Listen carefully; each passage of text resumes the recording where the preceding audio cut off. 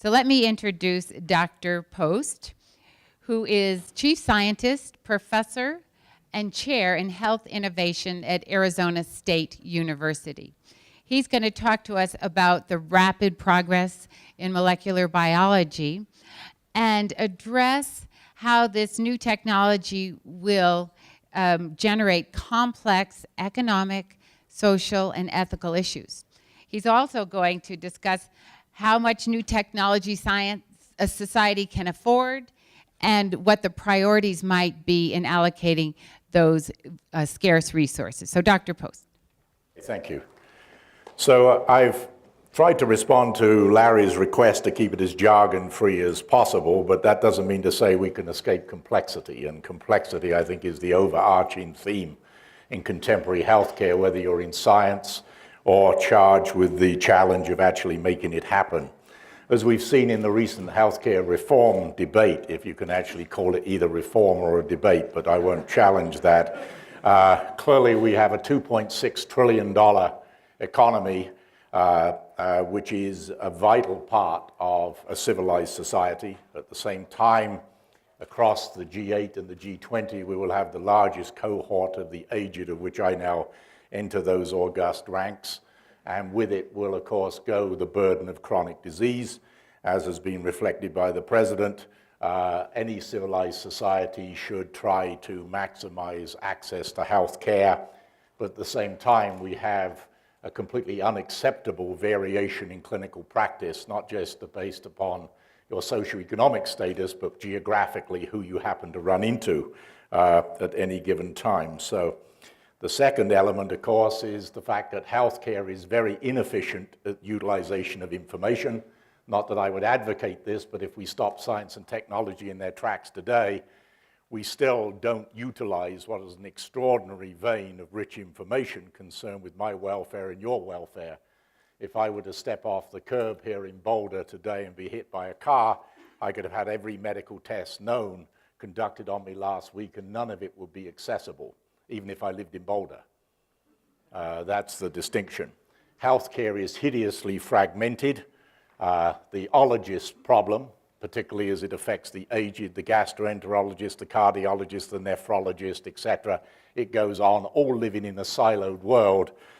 At the same time, although defensive medicine is listed as a challenge, and undoubtedly it's real in the face of frivolous John Edwards-type lawsuits, but the broader issue is the fact that we come back to my example of the stepping off the curb.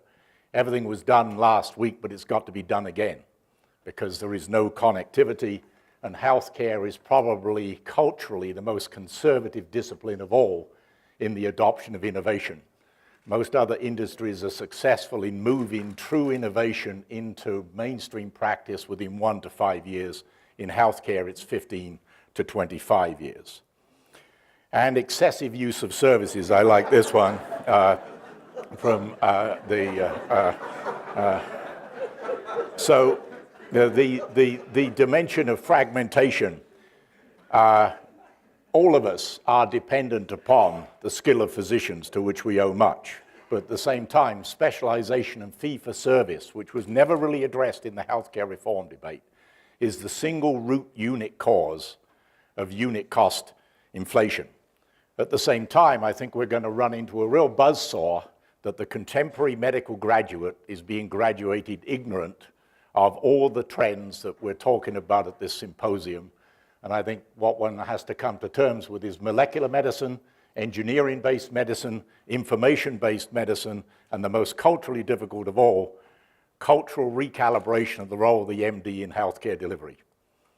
If I'm scraped off of a freeway, I, of course, want a class 1 trauma surgeon who will have had extensive training. But the primary care doc, where 50% of all diagnoses are wrong, that is where the reform is going to have to occur. The payors, we all know, fortunately, I hope most of us belong to the 50% of the population who only consume 3% of the healthcare budget, as opposed to the 20% who consume 80% of the budget. The issue is the fact that any of us who've had any interaction with the healthcare system knows that its bureaucracy and the criteria used have created a bloated administrative infrastructure. You don't know whether you're paying twice, 3 times, or 4 times, and You have a trickle feed, even for relatively minor incidents, of bills coming in up to 6 to 9 months after you've had an interaction. And I believe that the curse of contemporary politics is complexity has been stripped from all aspects of the debate. And I'm not being hypocritical. If I was having to run for Congress, I can tell you I'm not going to, is the fact that boldness has been stripped. Everything is now relegated to myopic short-termism because you'll be thrown from office if you attempt to embrace complexity or any long-term solution to complex problems. And remember H.L. Mencken's dictum. Every complex problem has got a simple solution, and it's always wrong. That is the dilemma. And I'm not being hypocritical. It's an extremely difficult issue. We have stripped our politicians of the ability to deal with boldness, and as a consequence, misplaced populism and timidity is now the norm, and us as patients or consumers are increasingly confused by what is going on, and from an economic standpoint, people are increasingly fearful. If you were to ask a person in the street, what would you expect of healthcare? It's the same as what you would expect in getting your car repaired. Namely, what works? Why does it work? Who it works for? What works best? And when should it be used optimally?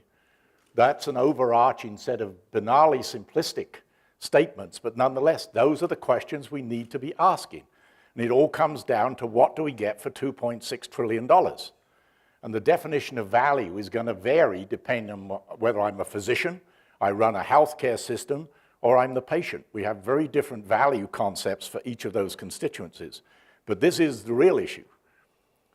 Nice to see David Lawrence here, one of the true innovators in thinking about this in a sophisticated way.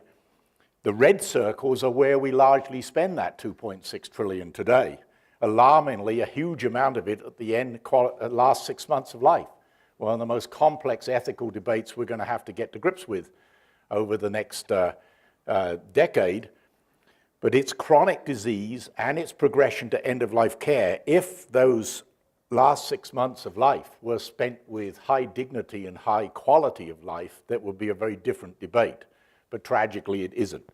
And although acute disease will always be with us, the real issue, as David and others have always argued, is how do we move those red circles increasingly back to become green circles? So we begin to focus on what a healthcare system should be about.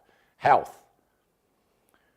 Of necessity, that's not a criticism, of necessity, we're dealing only with illness once symptoms occur and we present ourselves to the healthcare system. But we will have to move increasingly on economic grounds to take responsibility for our own welfare in a more profound way, but science can help us in that quest.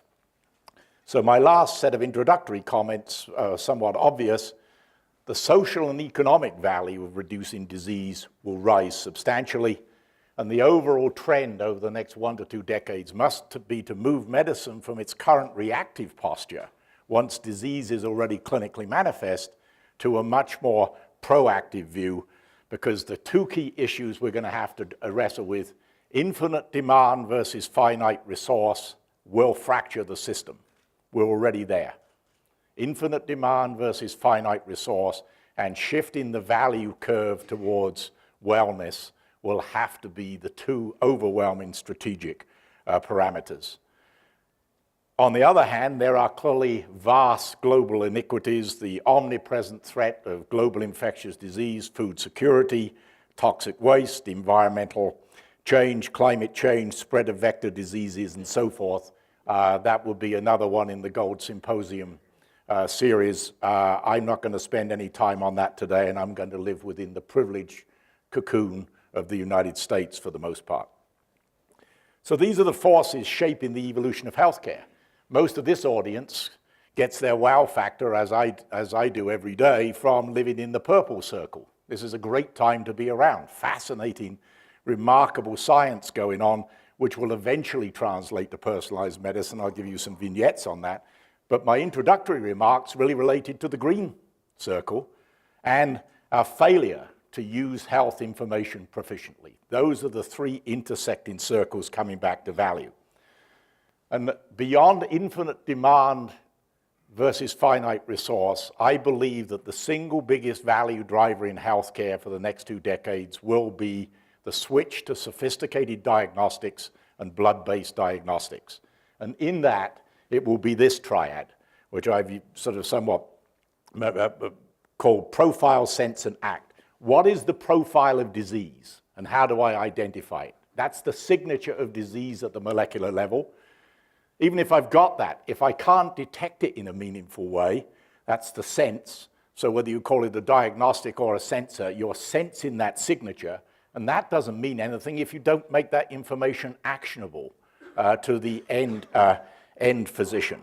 And this is a fascinating world because this is where omics plays its role in signature identification. So whether you live in genomics, proteomics, metabolomics, infomomics, last time I Googled it were 93 of the damn things, the overall issue is the fact that we are able now to move beyond symptomatic profiling of disease, namely my blood pressure is up or my tummy aches, to begin to ask the question of what is the underlying molecular signature and its causal relationship to disease. To do that, we then need, that top line is the profile, then we need to build in the next 2 squares sophisticated miniaturized formats that enable us to analyze those signatures in a cost-effective way, and then in the last circle, move that information off. So the trend to date, as most of this audience knows, you go and have your annual physical and your blood or your urine is sent to a big lab like Quest or LabCorp, and they will analyze your white blood cells, calcium, creatinine, urea, but those are uni-analytes. What you've heard from several of the speakers today, we are now in the world of multiplexing. The signature or the fingerprint of a disease, whether it be genomic, proteomic, or any of the other omics, you're analyzing multiple things simultaneously. That then means there isn't a single analytical endpoint. We're going to be dealing with much more sophisticated, complex statistical frameworks to analyze those signatures. It will become increasingly automated, lab on a chip, remote fault diagnostic repair, and moving from these big centralized laboratories to point of care. And instead of my values being compared to 65-year-old white males who've lived decadent lives at large, it will be my signature. It will be my signature from my last medical or my medical 3 years ago because I become my own control. Because in those multiplex signatures, it reflects then the environmental. So apart from my own unique genomic signature, as we've heard from some of the other speakers very lucidly, every element of the different environments each of us have been exposed to will have affected that genome. And so I become then my own control. And why I emphasize blood, particularly to this audience, and Larry has been very much in the vanguard of arguing this, it's minimally invasive. Blood bathes all the organs, and disease markers, the signatures of disease will be out there in the blood, and it provides a facile way of tracking. I'm going to use several examples from cancer, one of the most wretched diseases as everyone understands. But if you can map cancer and the progression of that disease in a minimally invasive way, it isn't just the economics of repeated biopsy. No one wants a repeated biopsy. And at the same time, moving this to point of care in a much more simple way. So this is at one level. We've seen this in many forms, but this is just a way of showing it to the broader audience. The greens and the reds there are a gene chip looking at either the up or down regulation of any one of several hundred genes relative to this particular disease states. But what I'm introducing you to is the acronym MDX. DX is diagnostics, MDX is molecular diagnostics. Massive parallelism, the ability to look at all those genes, all those proteins, to do it in a miniaturized, automated format. But most importantly, you can see that the signature at the top there is different from the subsets of patients. So these are all patients who, to the pathologist, would look as if they had the same disease, a leukemia. But you can see subsets of that, which immediately then leads you to the principle of the right therapeutic, assuming you have one, the right therapeutic for the right disease. And so I think what we're going to see is this evolving dimension of, when I was in the pharmaceutical industry, the entire thing was to try and pursue a blockbuster. That was primarily an economic return, but nonetheless, it was based upon the empirical and irrational and stupid principle that everyone was identical. And that's why most of the drugs, with the exception of antibiotics, where you can actually identify, or antivirals, where you can identify resistance and susceptibility reliably, most drugs only work with roughly 40 to 60% response rate.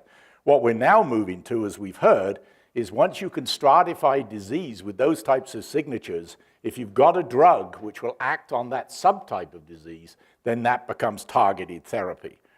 And so the so-called DX-RX combination, we talk about combination diagnostics. I think we have to do as Steve Burrell argues. We now start calling this companion therapeutics driven by diagnostics, because diagnostics are the primary decision, and you select the therapeutic. It's a companion therapeutic, and I think we need to start flipping that nomenclature. Then, that's targeted therapy. Then we go on to be able to understand a more individualized profile, not just do I have a particular subtype of disease, but how does my genetics affect how I'm going to respond to the drug? And personalized healthcare isn't just about drugs. It's the question of, is the healthcare system set up to meet my needs? And particularly as I get older, to meet my needs to integrate all the care that I may need for cardiac care or GI care or whatever. And the rationale of this is already most manifest in cancer, as we've already heard. This is the so-called two wonderful drugs, Vectibix and Erbitux, targeted therapy for colon cancer. But if you carry a mutation in the KRAS gene, you will not respond to these drugs. If every patient newly diagnosed with colon carcinoma was subjected to this test, you can see the number there, that would save the healthcare system $600 million a year. Is it happening? No. It's patchy, because for the most part, the physicians make more money by continuing to dispense the drugs as is, notwithstanding pharmaceutical promotion practices. And only 20% of people will respond to those two wonderful drugs. They are great drugs. But if you then introduce 3 additional markers, P10, PI3 kinase, and BRAF, you can identify all of the 80% of people who won't respond. And that is what we're going to have to increasingly do. And the FDA and their European counterparts, EMEA, have now put this into the labeling. But I think this is only the opening era.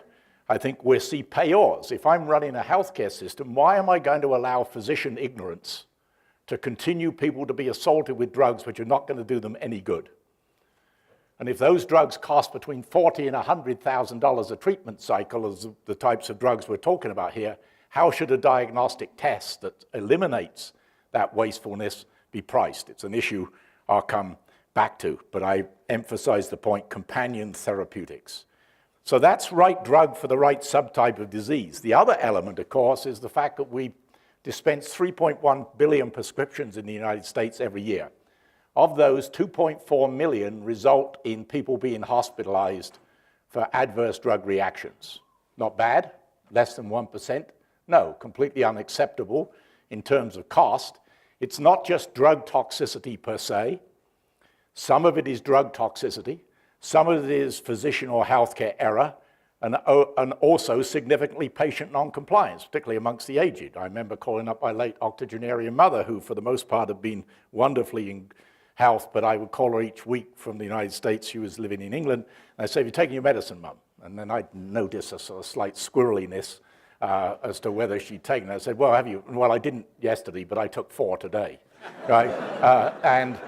It isn't that my mother was an unintelligent woman, to the contrary. But this is a very real issue. And so that issue of 2.4 million hospitalizations results in, you'll see various estimates, but low end 80,000, high end 120,000 people die. We can't go on in that way, because if we just focus on intrinsic drug risk, it's how we metabolize that drug. So we have, at least as far as we know, 63 different drug metabolism enzymes sitting in our liver. We have a series of drug transporter enzymes that move stuff across the gastrointestinal tract, blood vessels, and so forth. And each of us will have a genetic variation in those. If I'm a fast metabolizer, the drug will come into my system and boom, will disappear. Never harm me, but it won't do me any good. Where you have the types of problems we're talking about is when people have a genetic variation that makes them a slow metabolizer, so the drug comes in, isn't broken down, achieves a higher concentration in the system, and persists longer. But profiling that, well, no matter how logical, is going to take a lot longer, because if you've got 63 enzymes and massive genetic variation in each of them, we're starting to chip away at the problem, the ability to whether or not you'll respond to the blood thinner warfarin, certain anti-clotting agents and so forth. But this field is going to be far more complex than finding the right drug for the right subtype of disease. And then the last one, which we've heard already today, is what is the hunt for what lurks in your genome and my genome that will predispose us to disease at some later onset. So these bright-eyed young infants, what is it in the 3 billion base pairs of their DNA which is going to potentially expose them to a major disease down the road in their 40s, 50s, or 60s? We heard comments earlier today about brilliant people making stupid statements. I'll give you another one. Francis Collins said in 2003 that we will map the entire genetic understanding of predisposition to disease by 2010. It was stupid then, and it's stupid now. And we heard the reason why, because it's this. Our ignorance of the laws of variation is profound. Charles Darwin, we may analyze variation at a very different level now with highly sophisticated technology, but we have to come to terms with our ignorance, because it is this, as we heard in speakers talking earlier, genome-wide association studies, and I'm not criticizing them in any way, because low yield versus high cost, in terms of immediately, I should actually revise this slide to say immediately clinically exploitable, because this is valuable information. But as we heard, it isn't that when we get a major disease late in life that there's a small number of genes that have high penetrance. It's a large number of genes that have low penetrance operating in combinations, but that combination also introduces the complexity. Epistasis, gene-gene interactions. You and I might share the same combination of susceptibility genes, but you may have a different gene to me that either exaggerates that susceptibility or completely eliminates that susceptibility, or something I encountered in my environment may heighten that risk or reduce that risk. So this is a very much more complex area, and the other issue then is what I call celebrity spit. Companies like 23andMe and Navigenics, and I'm glad to see that the FDA dropped a bomb on Walgreens yesterday to stop them allowing this over-the-counter pathway tests. Yes, we will get there. We will find out what lurks in my genome and your genome that predisposes us, but we're not there yet. So even if I profiled your genome in total, I can't tell you, other than probabilistic risks, what you may have, because as we've heard from other speakers, not only gene-gene interactions, but gene-environmental issue. And this issue of providing these tests to people, if it's merely humorous, you know, am I potentially a future axe murderer and so forth, you know, these are one element. But when you're going to tell someone you may have a serious risk of a future disease, some people can handle it, other people cannot. And we do not have the evidentiary standards yet for consumer genomics. My apologies. There we go. The other issue, as we heard, is the fact that in these 3 billion base pairs, only 5% codes for genes as we formally know them, and therefore, colloquially, we used to refer to the term junk DNA, but as Sidney Brenner, the Nobel laureate, said, remember, junk is what you put in the attic because you don't know what to do with. Trash is what you throw away. And it's unlikely that in 4 billion years of evolution, yet alone 4 million for humans, we would have kept 95% of our genome around to be totally superfluous and redundant. And so now, as you've been introduced to some of these terms, this whole issue of what lurks in that remaining 95% now becomes truly the great intellectual challenge, because in that are all the regulatory systems that determine whether those 5% are choreographed correctly, and we still are relatively remote from that. So we're going to have a new triad, namely, how do we begin to understand how the dark element of the genome, the 95%, influences the 5%, and we're already beginning to see it. We know that regions of that non-code, the so-called non-coding region of the genome, produces things called microRNAs. You could have a 3-day symposium on this topic, but here are just some of the microRNAs that turn up in the circulation that permit you to profile leukemia. Another couple of slides for solid cancers would do the same, but it is understanding that dark genome. And of course, this then is the race, as we've heard, for the $1,000 genome or lower. These are the companies actively engaged. And I could have a slide here that says we are not alone. I just tried to buy 2 new gene sequencers, but was told that the Beijing Genome Institute has just ordered 128 of them ahead of me, so I have got to wait in the queue. So the last part of my talk is, even if we live in this wondrous time of intellectual discovery, that doesn't mean to say it gets translated to the benefit of the patient. I said earlier, it takes 15 to 25 years. Why is that? Science, the world in which most of us live, the impact is often too unknown or abstract. Industry, I believe, has retreated from boldness and is trapped in timidity because it has to pay homage to the parasites of Wall Street in terms of quarterly earnings statements that are totally irrelevant for industries where it takes 15 to 20 years to produce a drug and it's on the market for 15 to 20 years. Why should a stock price fluctuate daily? This is nonsense, but nonetheless, I'm not being hypocritical. If I was the CEO of one of the major pharma companies, I want to go to the CEO Hall of Fame.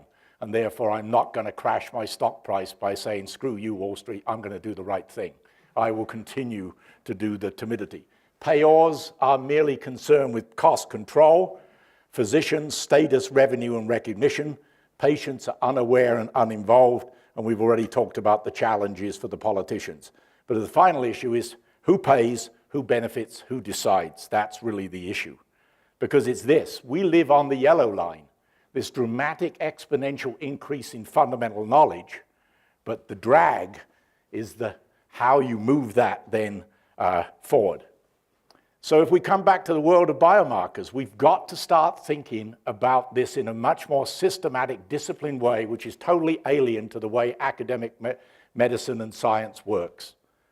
Because it's going to require scale, discipline, and standards. And for the most part, those are antithetical to the way science is structured in the United States at the present time.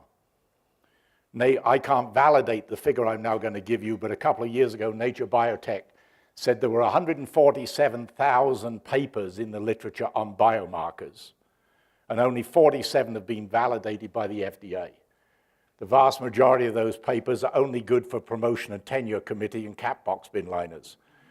They're statistically underpowered, 10 to 20 patients, contributes nothing, and we've got to get real. The public is not paying NIH $40 billion a year merely for the essence of academic indulgence. We're going to have to think in a much more systematic way because it all starts with the right specimens.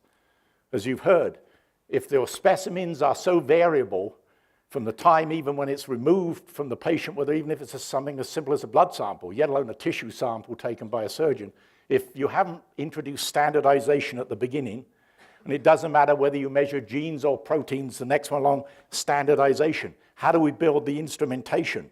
So this whole issue of standards becomes an increasing, scale and standards becomes an increasingly important issue. And then even if we get that right, here is the big problem. You know, the petabyte problem in terms of the information we're generating, because standards will become fundamentally important. We are starting to get to grips with this. Paper in Nature a few years ago on how scientists had named the same gene multiple times with different names. We're going to have to start adopting. If engineers look at the way we practice biology and medicine, they think we're crazy because they are embedded in the issue of systematic standardization. And they've been doing that for 2 centuries. We've got to start bringing that level of rigor to the biological sciences. And at the same time, no institution, my own, yours, is an island. And we're going to have much broader frameworks of linking this data together through open source networks involving Larry knows this because we work together closely, is what I call 3M, multi-institution, multi-investigator, multi-million. And the R01 system is broken relative to dealing with problems on this scale. Because, again, this issue of the volume. Is your power, is the Daxon adequate to pull the sled? We have to source globally. And the challenge is the fact that we have to integrate everything from DNA sequencing all the way up to the impact on patient care. And many of the ontologies we're developing in science do not interface easily with SNOMED and other CPT codes in the clinical arena. And this doesn't imply any particular ideological endorsement of Newt Gingrich on my part, but I think if you read some of his reflections on the healthcare system, they're extremely erudite. But I could have just put in the yellow bit. If it isn't billable, it isn't going to happen. And the question of reimbursement, no matter how gee-whiz and fascinating and sophisticated our new generation of diagnostics are, if we're going to be trapped in only getting 10 to 20 bucks for them, it isn't going to happen.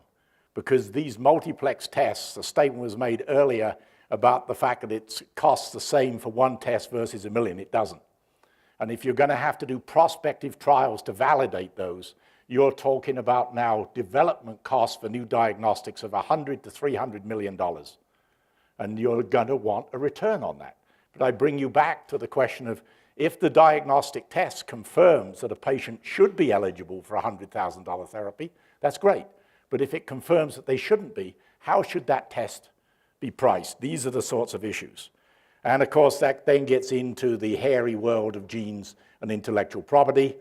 Tony Blair and Bill Clinton in 2000, at the time of the Genome Project, said that genes shouldn't be patented. They wiped $3 billion off the value of biotech companies from which they've never really recovered.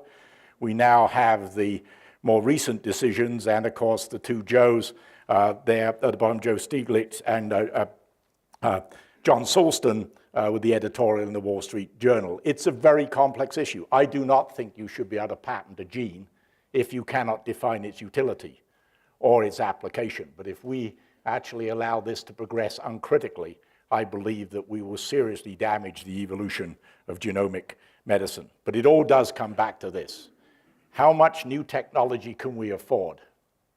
We are so privileged, but I am also part of the baby boomer generation. We are spoilt, we are expectant, and we want it now, and we want the best. And there should be no filter applied to that greed.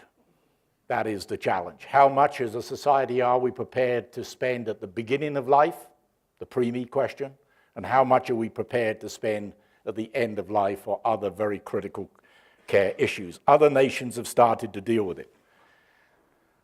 What some people call nice gets nasty, but I think this is courageous, intellectual application of pharmacoeconomics. This is Sir Michael Rawlins, and he oversees the Committee for the National Institutes for Health and Clinical Excellence. And these drugs that we are all privileged to receive in the United States, if you're in the National Health Service and certain in the UK and certain other countries in Europe, you will not be eligible to receive these drugs because the criterion for cutoff is a so-called quality adjusted life year. And this is a social judgment. The British accord that £20,000. If a drug or any other intervention can be used for less than £20,000, it goes into the healthcare service. If it can't, it stays out. It's obviously an arbitrary judgment as to whether you call it 20, 50, or 100,000, but it is a rigor of evaluation that I believe in this society we will have to come to terms with, because most of these, even though they took an enormous amount of work to develop, how can we go on and say $100,000 worth of drug to extend life by 6 weeks? Right? That's what we're talking about here. This is the challenge.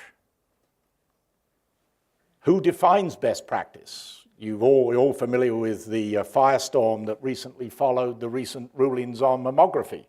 But if you are a woman or you're a healthcare professional, the American College of Physicians endorses it, but it's opposed by the two leading cancer agencies, the American Society for Clinical Oncology and the National Cooperative Network. How are we going to build consensus on issues of this kind? Because we come back to health. This is the issue, of which I'm hesitant to say this, knowing what is happening here for me as well. But look at the numbers. Diabesity, the combination of diabetes and obesity, 200 billion by 2020. That will be this type 2 diabetes, and obesity will be the single most prevalent condition in the US and many European nations. And that healthcare costs will continue to compound. And then there are other lifestyle choices as well. Because we're all guilty of it. We have an entitlement mentality. There is no accountability for the way we use the healthcare system. There's no accountability for whether I choose to drink myself into the ground or whatever. The overall issue is the fact that infinite demand versus finite resource is going to have to translate to one other ugly thing that's going to be very difficult to get across. We're all going to have to take greater responsibility for our own wellness. But to do that, you're welcome back to the world of diagnostics. So I now want to extend the diagnostic realm to monitoring of health in a remote way. This is just another extension of diagnostics. So whether it's blood-based or there's a sensor in my shirt that's monitoring my heart rate. And so on-body sensor technology is already with us. It's the fusion of life sciences with engineering, with computing. And then people say, well, in-body, have you been on any university campus of late?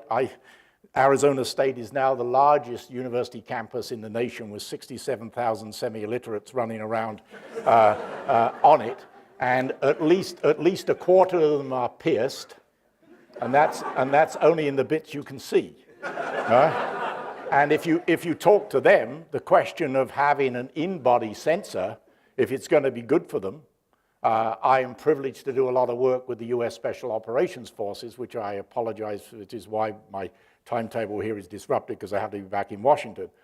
But these individuals have a whole series of sensors on their body and in their body. But I think there's an intergenerational issue here, and I think the younger generation will be much more at ease with this issue. Recent issue of The Economist, it's not just on your body, it's what's in the environment. Is my late octogenarian mother stumbling more, falling, therefore more likely to injure her hip? Is she opening the refrigerator? Is she sleeping? Is she washing the dishes? Seems a rather sort of coercive big brother type dimension. This isn't just about compassion in healthcare, it's about economics. Because all of this, remote monitoring of health, will be related back to earlier intervention from the standpoint of saving money. 23% of Medicare beneficiaries have 5 or more conditions. The average 65-year-old is taking 3 medicines. The average 75-year-old is taking 11 medicines. So polypharmacy abounds and adverse events go with it. And we have the ologist.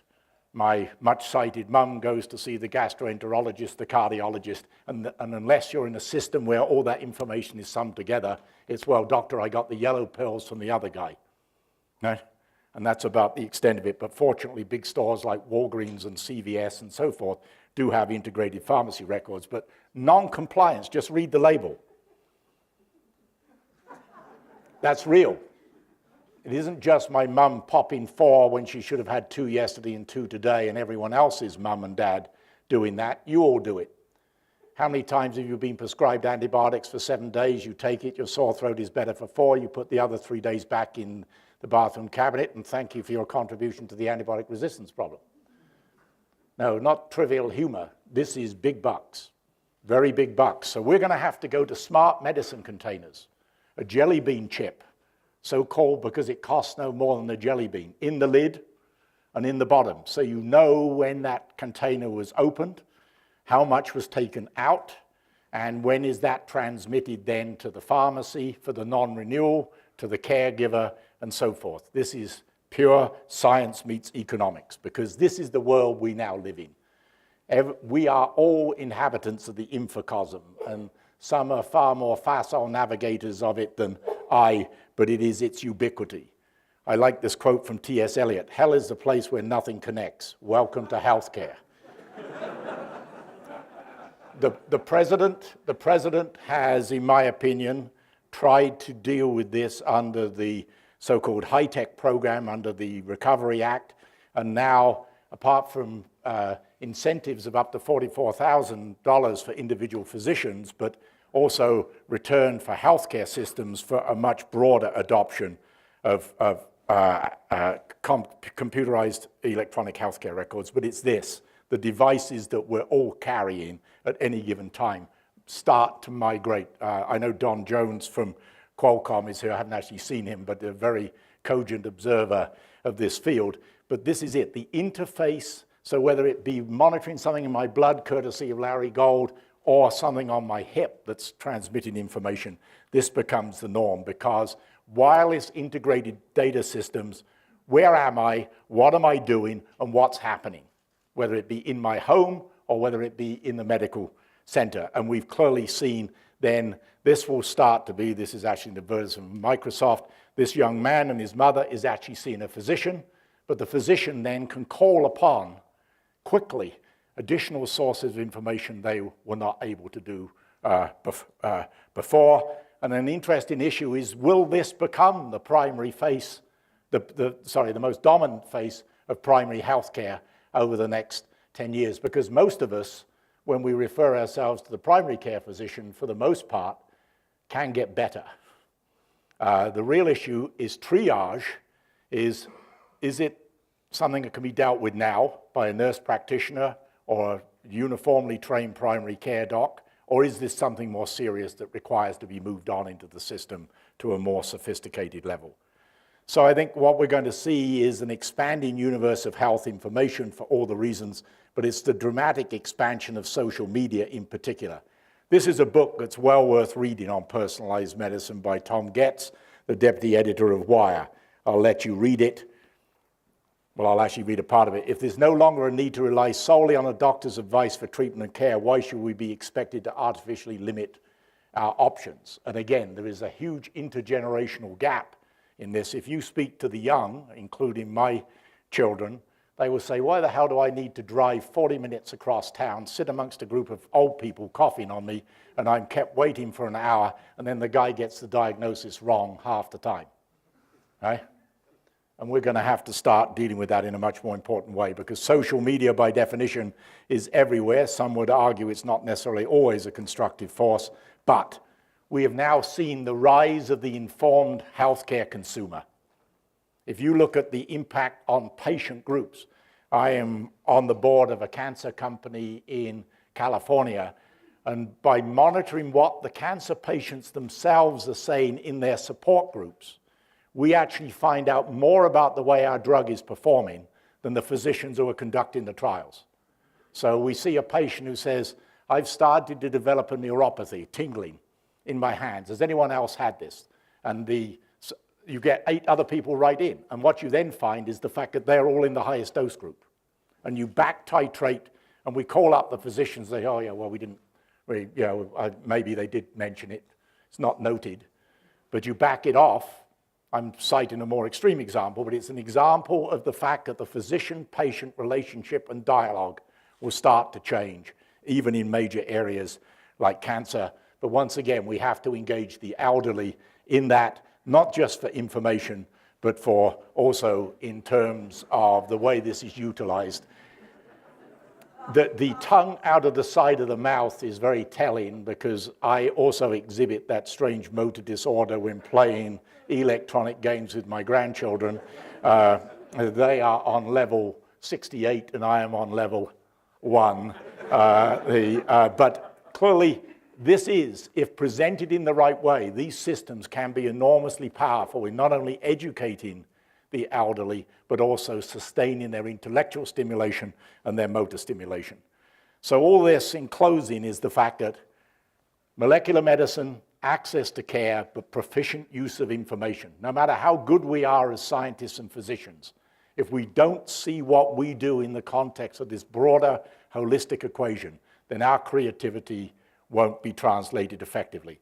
We live in a world of fascinating technology, new therapeutics, overwhelmingly new molecular diagnostics and devices, and how you link that to healthcare information to the recipients on the other side who are patients ill, us as consumers well, but potential patients for the future. But then how do you move all that data? And I think you're going to see companies which haven't been in healthcare before seeing what's on this slide and moving increasingly into it. If you ask most people, do you think Qualcomm is going to be big in healthcare? They say, you mean the phone company? And you say, yes. And then when you tell them what Qualcomm and others are doing, they're really quite stunned. So there will be others coming in from arenas that have never played in healthcare before. So in summary, I think we're going to see wonderfully this continued acceleration and convergence of healthcare technology. Mastery of that throws up huge issues, not just for industry, but also for academia. How do you organize research? How do you teach the next generation of scientists and physicians? Study in academic medicine 2 years ago of the 121 colleges and medical schools in the United States, out of a 4-year program, only 5 of them had more than 40 hours instruction in molecular genetics. Pretty stunning, right? Molecular medicine, information-based medicine, engineering-based medicine, and then the social recalibration. But this applies across the board. If we do this right, molecular medicine increasingly customizes care, drugs and diagnostics will be used increasingly in combination, point of care and remote monitoring will become increasingly powerful tools for monitoring wellness.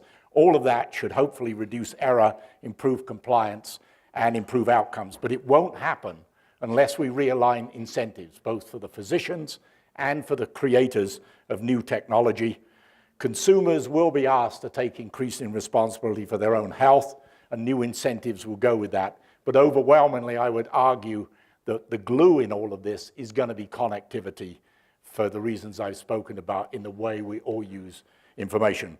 Larry, it's always been a great pleasure to engage with you. You are one of the most eclectic intellects I know, and it is a great pleasure not only to be here, and I'd like to thank Dr. Steele for switching places with me because I have to jump a plane to go back to Washington. But Larry, thanks as always for organizing a great symposium, and I'm glad to have been part of it. Thank you.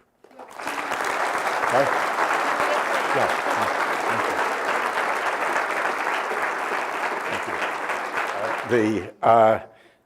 I really don't know with respect to politicians because, as I said, their role is totally unenviable because we're still dealing with an electorate that has a complete misplaced expectancy of what they want their politicians to deliver. If you actually went and said, you know, the healthcare reform bill is going to require the following changes in your behavior and so forth, you saw all of the stridency that arose around in the past. I think that it probably will start with employers. We're already seeing that. The larger employers are starting to now manage wellness programs, that you get an extra incentive if you join up for a gym and use it, extra reduction either in healthcare premium or some other benefit if you stop smoking or you limit some other activity. I mean, we always talk about absenteeism in the workforce. There are a whole series of cogent economic arguments about presenteeism. The fraction of the workforce who are at work on any given day feeling a little shitty, you know, the headache, toothache, or depressed, or whatever. So I think employer programs will become very important. There's a very important initiative in safety called the Leapfrog Consortium, which is well worth looking up, which are the larger employers who will only commit their employees to healthcare systems who are committed to performance metrics to improve patient safety. That's just one. So I think that we're going to have in the early phase, look for positive incentives. But regretfully, I think we will actually have to move to more coercive incentives if people don't start to improve. Let me give you one vignette of something which I know is under test. Patients with diabetes, terrible disease in terms of its end organ complications and so forth. But as you know, one of them is a significant fraction will go blind progressively due to retinopathy. Why do only 20% of diabetics ever go and have an annual eye scan? I can't answer that. So how do you incentivize them to do it? You send them a conventional snail mail letter, no change. Send them an email, no change. Then you put on their TV, when you get home at night, it's time for your retinal scan, and the following times are available at the following medical centers, and you just use button X on your remote control. And if they want to participate, if not, they just eliminate it. That's the end of it. They go and watch Desperate Housewives. However, if they have to click it before they can see Desperate Housewives, right? So, and believe me, these sorts of modules are beginning to be employed. The smart medicine container is beginning to be employed. If you don't get your refills, you're allowed once. It's rather like dental care. You know, you forget a couple of caries, you're allowed two minor infractions. But if you then miss out for a year, then your premium goes up. So I think we're going to see this entire brew start festering away. But those strike near are very difficult. No, it's a powerful metaphor, but I think health is a little different because it, you know, forget whether there's any public consensus or lack of with regard to climate change. In a curious way, it's abstract.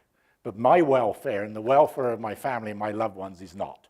So anything that looks as if it may bite me a little more immediately is put in a different context. Plus, I don't think we've got an easy way, you know, other than sort of showing blitzkrieg-type photographs of how wretched it is for the last 6 months of life, you know, and living under those conditions. And I'm not advocating that, but I mean, I don't think there is an easy sort of visual metaphor, and we're an increasingly visual society, to just get it across to people that we can't go on as we are.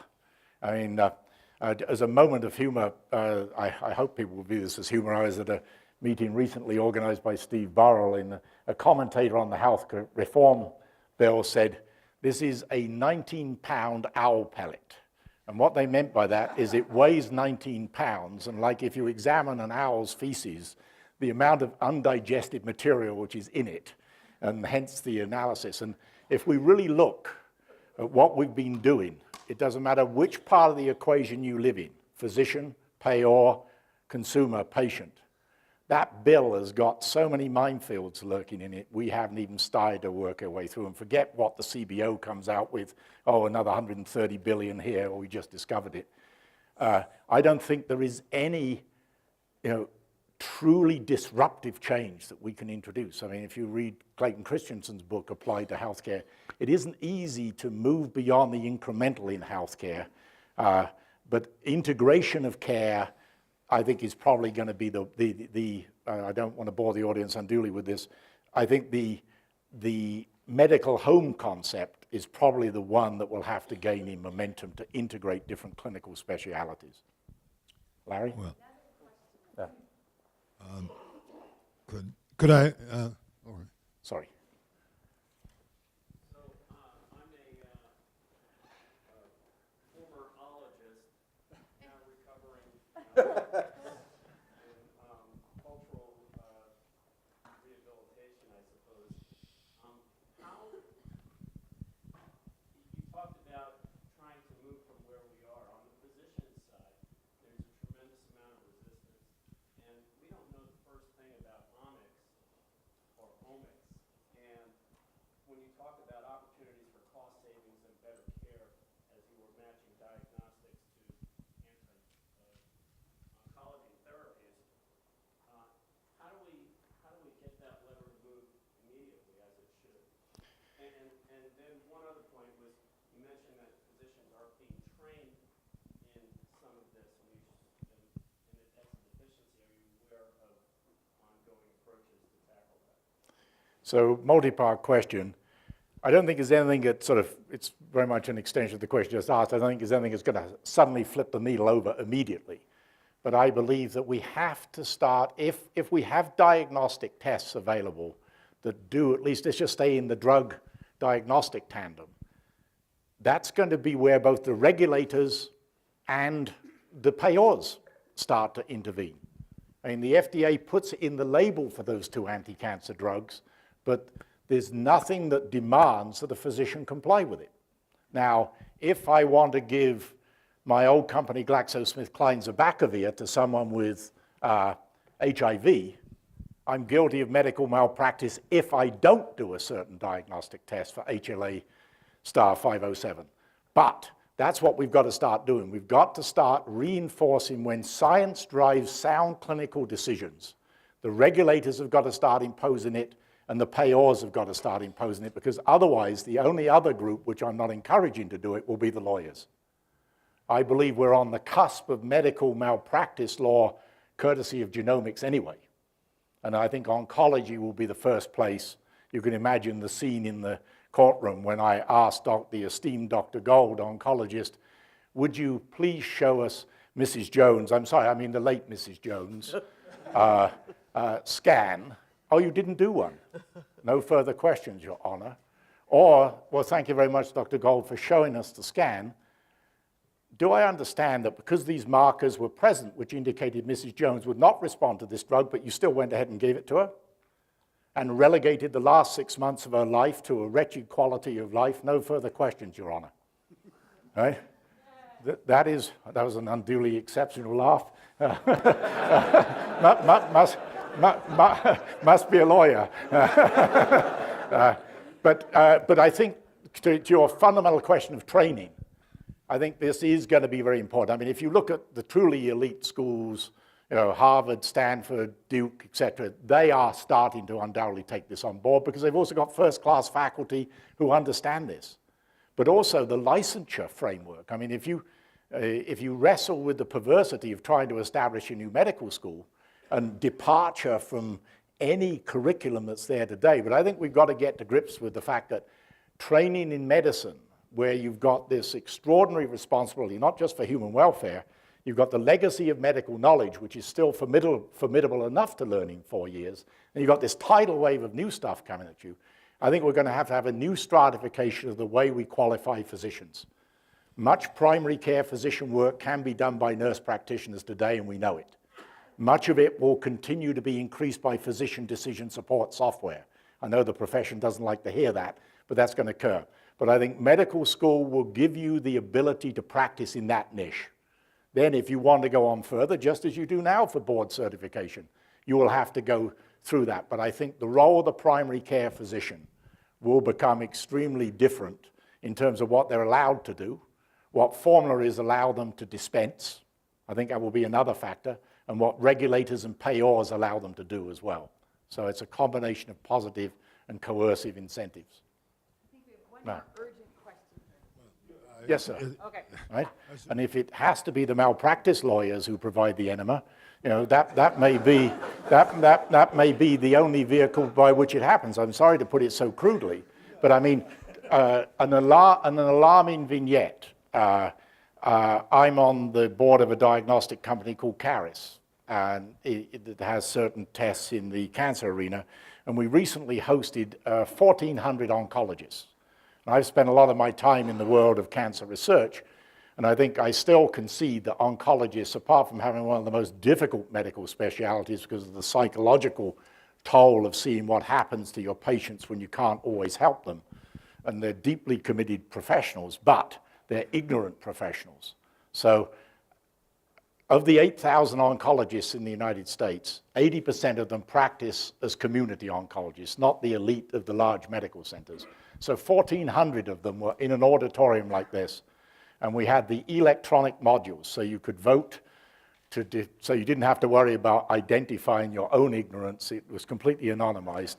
And so the first question we asked was, who has heard of KRAS? And out of those 1,400 oncologists, what would you speculate was the answer?